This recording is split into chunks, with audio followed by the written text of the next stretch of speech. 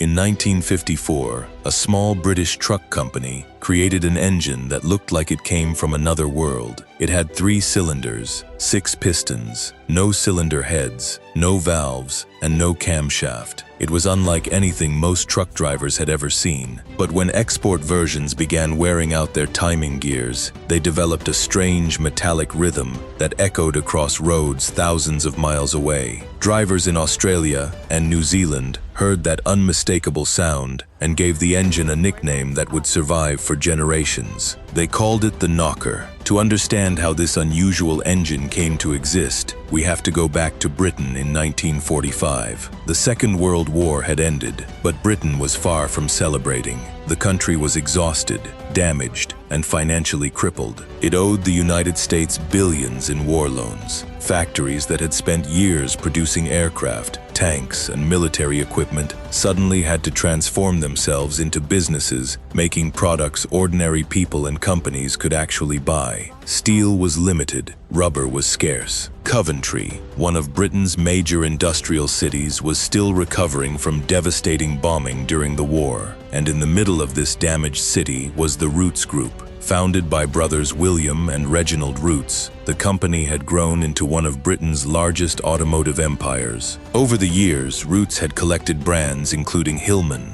Humber, Singer, and Sunbeam. William was the energetic salesman who pushed expansion. Reginald was the careful businessman who controlled the details. Together, they built a powerful automotive group, but after the war, the competition was moving quickly. Austin and Morris were expanding. Ford of Britain was becoming stronger. Leyland was dominating heavy commercial vehicles. If Rootes wanted to survive, it needed to modernize, especially in the truck market. Inside the company were 2 commercial vehicle brands, Commer and Carrier. Commer built heavier trucks. These were not glamorous machines. They were working vehicles designed to carry goods across Britain's roads. They were dependable, practical, and mostly forgotten by the public. But by the late 1940s, Rootes needed Commer to become something more. The company introduced the QX cab-forward design, used in the Commer R7 7-ton truck, released in 1948. At the time, most trucks placed the engine in front of the driver under a long bonnet. The QX changed that idea completely. The engine was moved beneath the driver's seat, creating a shorter vehicle with better visibility and more usable cargo space. It was an early version of the cab-over-engine trucks that would later dominate highways around the world. The petrol version worked, but Rootes understood that diesel power was the future. Diesel engines offered better fuel economy, longer operating range, and lower running costs. There was just one problem. Rootes had never built a diesel engine. The company had to compete against established names like Perkins,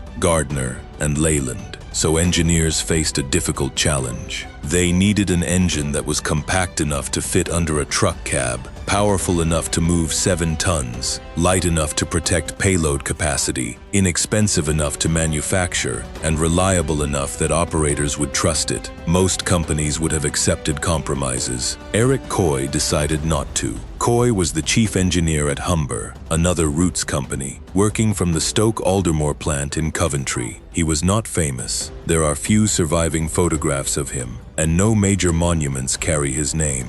But what he and his small team achieved after the war remains one of the most fascinating engineering stories in automotive history. Beginning around 1945 or 1946, Coy started developing a completely new diesel engine concept. His team was tiny. Early development involved only a handful of engineers, eventually becoming the Rootes Diesel Engineering Division. Compared with companies like Perkins and Leyland, which had large engineering departments, Coy's group was extremely small. They were trying to create a production diesel engine with limited money, limited resources, and post-war restrictions. Their solution was the Opposed-Piston engine. The concept itself was not new. Opposed-piston engines had already been explored by companies such as Sulzer and Junkers, but those engines were mostly used in military, aviation, or industrial applications. Nobody had successfully created a small, affordable opposed-piston diesel engine for commercial trucks. The idea was simple but unusual. Instead of one piston moving inside a cylinder with a cylinder head above it, 2 pistons faced each other inside the same cylinder. Combustion happened between the two piston crowns. There was no cylinder head because there was no top of the cylinder. That immediately removed several traditional engine components. No cylinder head meant no head gasket failures. No valves meant no camshaft, no valve springs, no rocker assemblies, and fewer parts that could wear out. For a truck engine, this was a major advantage. The design also allowed the engine to sit extremely low beneath the cab floor. Coy began with a single-cylinder prototype before creating complete three-cylinder engines for testing. The engineers pushed them hard, breaking parts, discovering weaknesses, and improving the design. By 1954, the engine was ready for production at the Tilling-Stevens plant in Maidstone, Kent. The result was the TS3. The name stood for two-stroke, not Tilling-Stevens, and mechanically, the engine was unlike almost anything else on the road. 3 cylinders, 6 pistons, 1 crankshaft. Most opposed-piston engines required 2 crankshafts, one at each end of the cylinders. Coy's team created a complex but elegant system using connecting rods and rocker mechanisms that allowed all 6 pistons to work with a single crankshaft. The result was an engine with excellent balance and remarkable smoothness for a diesel. The TS3 was a 2-stroke compression ignition engine. Instead of spark plugs, fuel ignited because air was compressed until it became hot enough for combustion.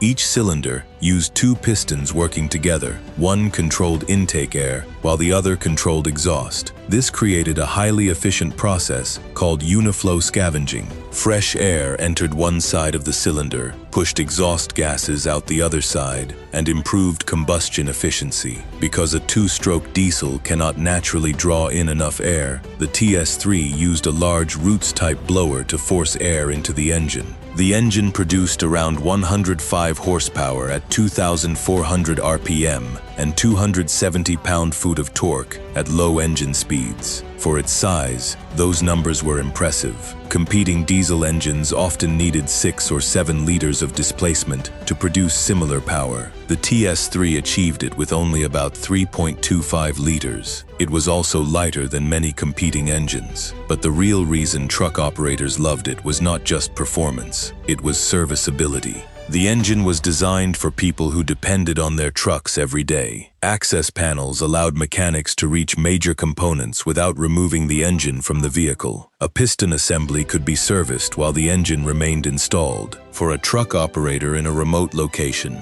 that could mean the difference between a quick repair and losing days of income. The TS3 continued improving through the 1960s. Later versions increased displacement and power, eventually reaching around 135 horsepower and 310 pound-foot of torque. But the engine had one feature everyone remembered: its sound. The TS3 produced a unique 2-stroke diesel bark. Inside the cab, especially above the engine, it was loud. Passengers on buses did not always appreciate it. But the sound became part of its identity, and that is where the famous nickname came from. The name knocker was not created in Britain. It came from export markets, especially Australia and New Zealand. Some export versions used different compressor equipment without the same noise suppression systems found on domestic models. As timing gears wore, the engine developed a rhythmic metallic knocking sound. Knocker, knocker, knocker. Drivers could recognize a Commer before they even saw it. Across Australia and New Zealand, these trucks were pushed far beyond normal conditions. They carried heavy loads through logging roads, dirt tracks, and remote areas where breakdowns could leave drivers stranded for hours. The TS3 survived these conditions because it was built with incredible durability. Operators often said the engine made them money, and in trucking, that was the greatest compliment possible. The engine even became connected to motorsport history. In 1959, the famous Ecurie Ecosse racing team needed a transporter for its Jaguar D-Type race cars. A custom-built Commer transporter was created with a unique double-decker design, carrying 1 car inside and 2 cars above. Underneath was the TS3 engine. The transporter later became a collector's icon, and in 2013 it sold at auction for £1.8 million. But the TS3's story has a painful ending. Roots had already developed a successor, the TS4. It had 4 cylinders, 8 pistons, more power, and a more advanced design. 14 prototypes were built. They were tested extensively and accumulated around 1.2 million miles without major problems. The engine was ready. Then Chrysler arrived. In the 1960s, Chrysler was expanding into Europe and purchased control of routes. But Chrysler had existing relationships with other diesel suppliers. The unusual opposed-piston engine required specialized knowledge and manufacturing. Instead of developing the TS4 further, Chrysler decided to end the project. The prototypes were removed from their test vehicles and destroyed. 14 engines, more than 1 million miles of testing,